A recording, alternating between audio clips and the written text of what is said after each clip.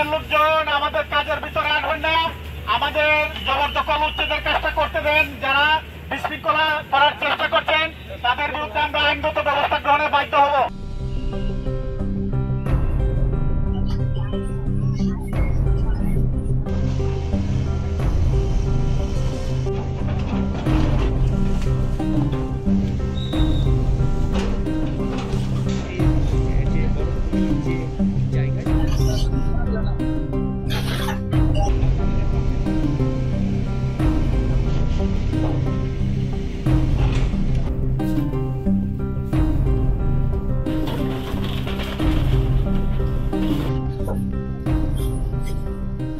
পাঁচ আগস্টের পরে কিছুটা ল এনফোর্সমেন্টের ক্ষেত্রে আমাদের কিছু সীমাবদ্ধতা ছিল, ঠিক সেই সুযোগটাই এই সংঘবদ্ধ চক্র বা অপরাধীরা নিয়েছে।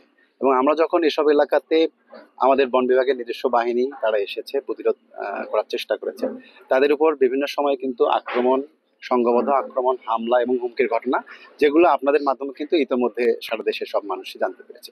ঠিক এই সকল সার্কামস্টেন্সেসের জন্যই আজকে কিন্তু আমাদের ঠিক একটা জয়েন্ট ফোর্সের মতো একটা শক্তিশালী একটা আমরা অপারেশন করতে মানে বাধ্য হয়েছে। গাজীপুর জেলাতেই ঢাকা বন বিভাগের বনভূমি উদ্ধারের জন্য আমরা 3টি বড় ধরনের অপারেশন পরিচালনা করেছি 5 আগস্টের পর থেকে। সে অভিযানগুলোতে বিচ্ছিন্ন 2টি ঘটনা ঘটেছে, একটি শ্রীপুরে এবং একটি কালিয়াকৈরে।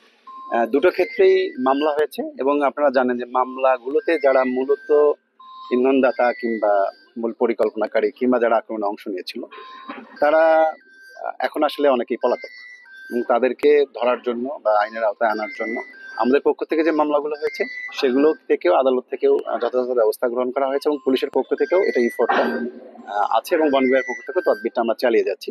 তারা সিন হলে আমরা তাদেরকে আসলে আইনের আওতায়। প্রায় 4 একর জমিতে আমরা আজকে উচ্ছেদ অভিযান পরিচালনা করা হচ্ছে।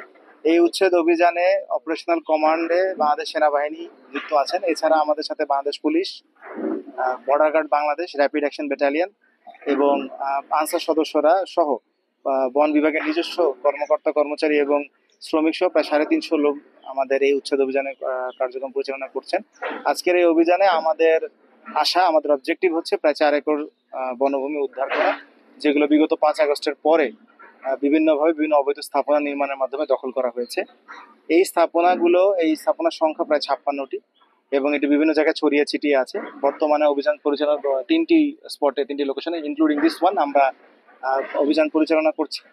আমাদের আজকে আমাদের অবজেক্টিভ 4 একর জমি, এই 4 একর জমির আনুমানিক মূল্য প্রায় 20 কোটি টাকা, মৌজা প্রায় জমির দাম অনুসারে।